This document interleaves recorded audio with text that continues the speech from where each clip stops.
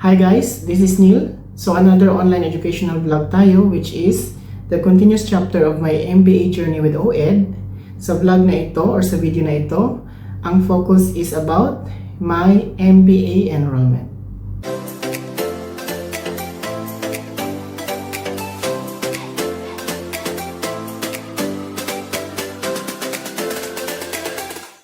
So as mentioned din sa mga previous vlog, nakakuha na nga ako ng Masters in Engineering Management, which is ito, from GNU Italy.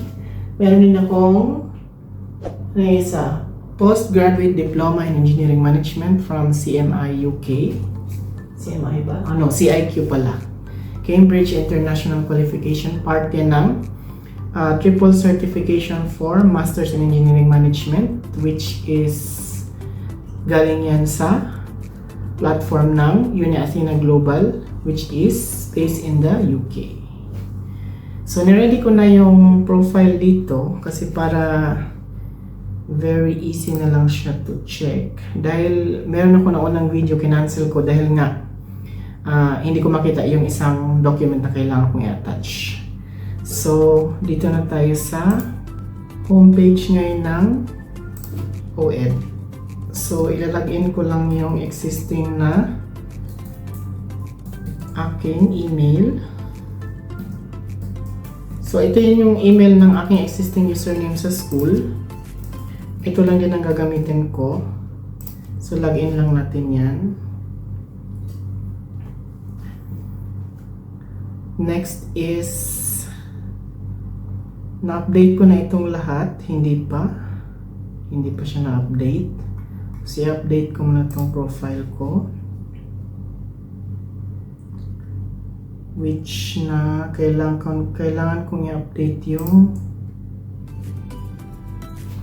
aking school, kung saan ako nag-attend ng last 24 to 25 master. Try ko sanang i-update dito yung ito siya. Hindi ko kasi ma-update to. I guess sa school ito. School ang mag-update. Dito din, hindi ko siya ma-update. So, tinatry ko kasi sila naglalagay na doon. So, i-update na lang dito. Save natin ang profile. Okay, success na raw. Naka-save na ba siya? So, EMA pa rin. Wala pa rin pinagbago. So, hayaan mo na yan. Ngayon, proceed tayo sa academic program. Dahil nag-research ako sa kabilang laptop. Sabi niya dito, go to OED portal, sign in using existing email address and password. Navigate to the program selection and choose the specific master's degree program selection. So, academic programs to. So, dito ako sa with thesis. Kasi guys, bakit ako na kailangang gumawa ng ganito na naman? Kasi it's under re-evaluation. Dahil ibang degree na yung kukunin ko, ibang academic program. Hindi pareho. So, hindi ko siya i-continue with the same enrollment, kundi i-continue ko siya with another degree or another program. So, dito na ako sa Master in Business Administration with thesis. Kasi ang bala kong kunin is MBA Major in Finance Management. So, proceed tayo dito sa enrollment. New term. Continue. So, may nakalagay dito na ayun, naka-attach na pala siya nung kinancel ko. So, i-add ko na lang yung ibang file. So, kailangan kong add yung aking MEM transcript. I-add natin ito. Isa-isa lang pala yan. Okay. I-add na naman natin yung file dun sa postgrad.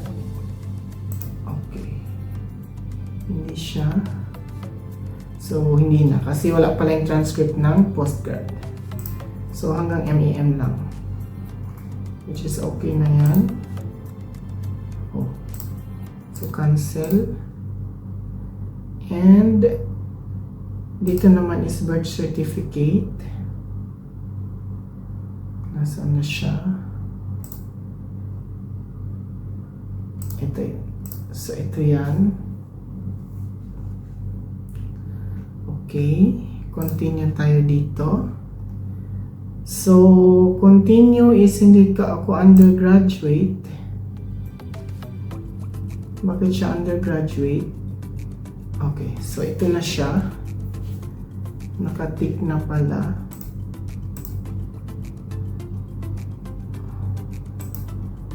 So, tanggalin natin to. Hindi siya matanggal. Hindi ko alam kung bakit. MBA. Add to cart muna natin. Sige, okay. Ang dami. So, in-add to cart ko muna lahat. Kasi para tanggalin ko na lang yung mga hindi pa pwedeng i-add. So, alisin ko itong remove itong last, ang elective, remove ang elective, remove ang elective, remove ang elective, remove din yan, pati ito, pati yan. So, meron ditong 1, 2, 3, 4, yes. So, and very very much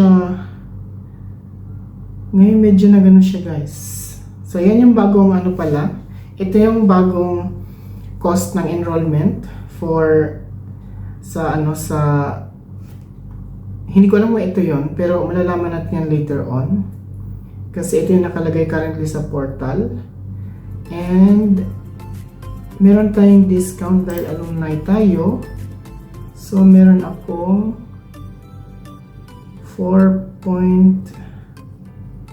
Okay, so meron akong discount kasi nga alumni. So, copy of TOR. Kailangan natin i-upload dito.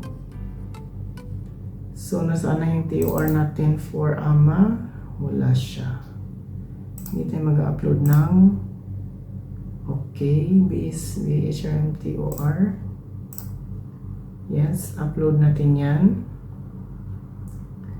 Copy of diploma. So, upload ulit natin yan.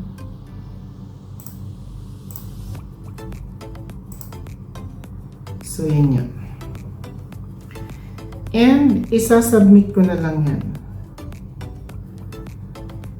So, ganyan lang pala yung kanyang cost ngayon. So, dati-dati naman, it's almost same naman din. Pero, ang alam kong 5,500 kasi is based on the BS na cost. So, tignan natin kung ano yung magiging cost nito later on. I-submit ko na lang yan. Are you sure you number of courses? Yes. So, yes tayo. So, hindi natin kailangan ng voucher. Kaya lang bakit wala siya okay.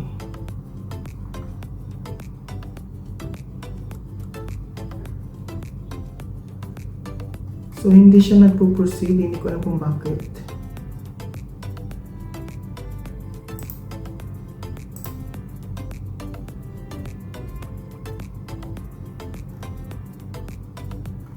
So, yan na guys. Ganyan na siya. Ang gulo ng aking enrollment. So, tignan natin. I-reload natin yung tab kung naka-enroll na siya. So, ayan. Bumalik na naman siya sa dati.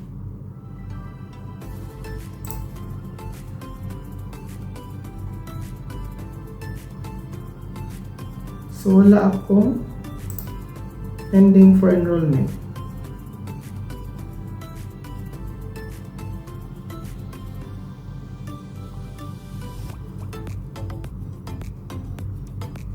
So, ang dami kong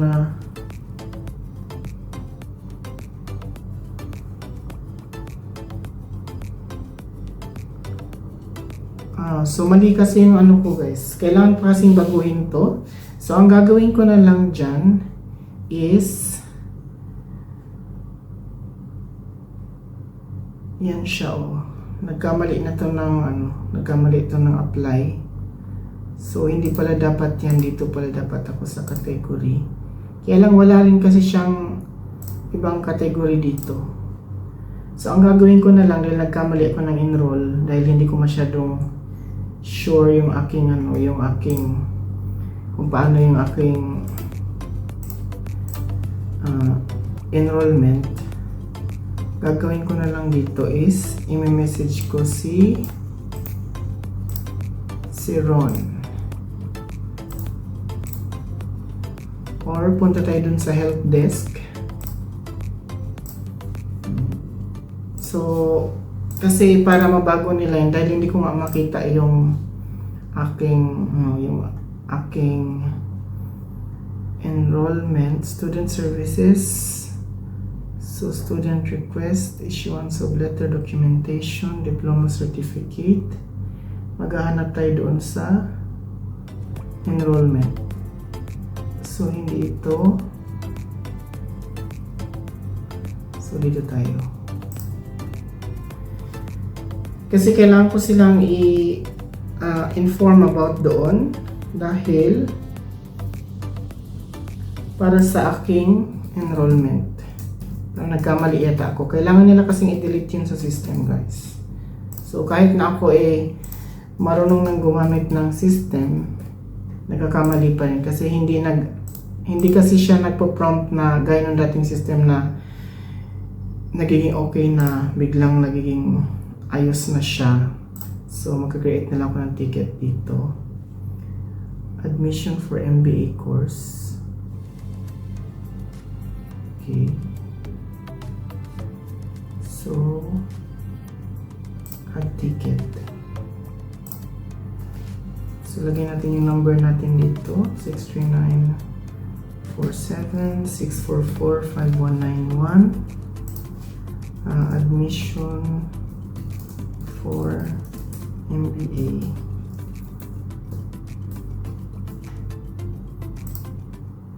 So postgrad tayo, concern, postgrad concern, next enrollment, next loading subject. Dear buddy, so OA buddy kasi ang tawag doon. Please kindly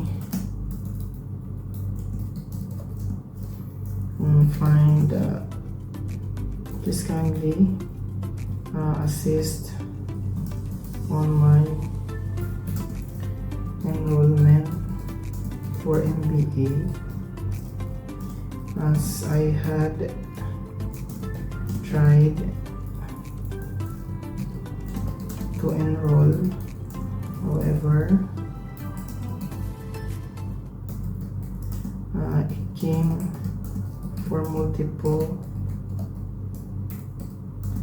enrollment request, and also it falls under graduate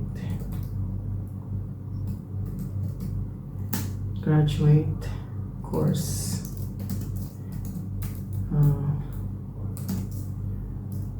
Below is the attached reference. Thanks. Kind regards, Ronel Gopio. So ganun lang yan. Ang gagawin ko dito is hindi kasi ito, ang explanation kasi dito is hindi kasi siya bagong profile, kaya kailangan nilang deactivate yung previous na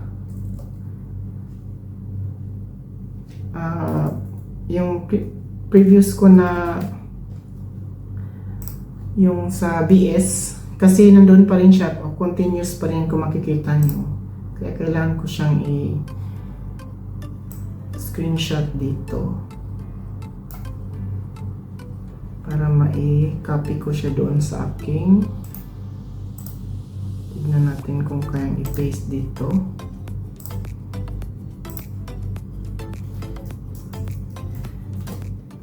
hindi niya ma-paste. So, ang gagawin natin is, so ayan na siya, na-paste siya. So, ayan na siya guys. So, ilalagay ko to sa down. Yung pangatlo is, meron pa. So, minsan kasi sa sobrang excitement or excited ko na mag-enroll, yan ang nangyayari.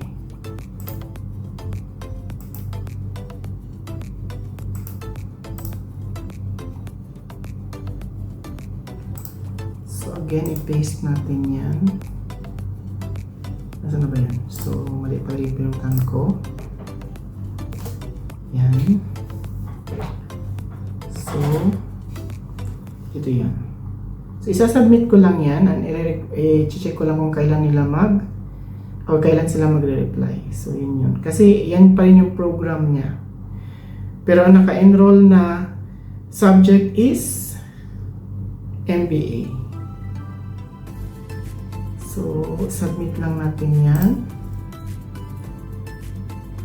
And, nandyan na yan.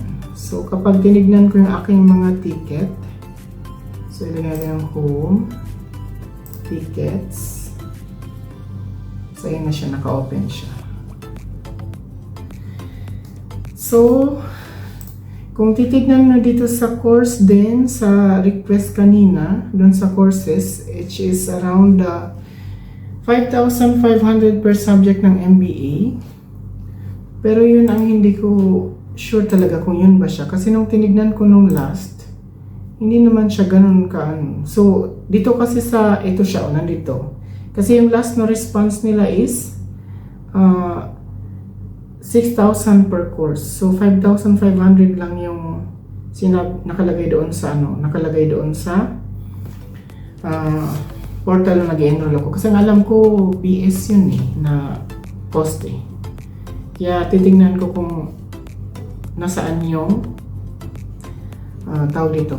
Nasaan yung part na yon na bakit nagkaganon yung cost niya. So, kailangan kasi nila i-correct yun. Yun lang yun.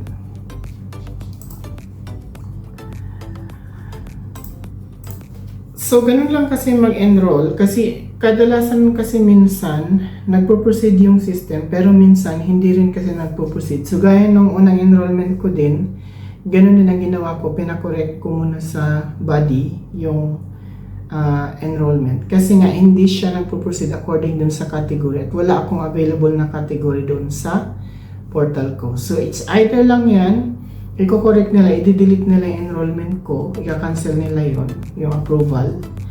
Tapos, maglalagay sila ng another category para mai-add ko yung category sa next na enrollment ko. So, yun muna yun. And, just in case na mag-aalanganin ka dahil nga nagkaganon siya, dahil sa nakikita mo na naka-record, ganun ang nangyayari. Hindi siya problema kasi lahat ng mga yan pwede kasing i-solve ng school yan para sa iyo. Kasi ganun din ang nangyayari sa akin nung nag-enroll ako sa Uni Athena, which is based in the UK. Nagkamali din ako. So, inayos din nila. Ayusin naman nila yan. So, maghintay ka lang kung nagkaganon man. Ganon din ako, maghihintay lang din ako kung meron ng update na naayos na siya. Kasi hindi naman natin kailangan mag-rush na makatapos ng course or makatapos ng additional na degree. Kasi kukunin ko na lang siya little by little. Kasi nga, syempre, hindi naman na ganon ka need na talaga na kailangan siya matapos on time. So, yun lang yun.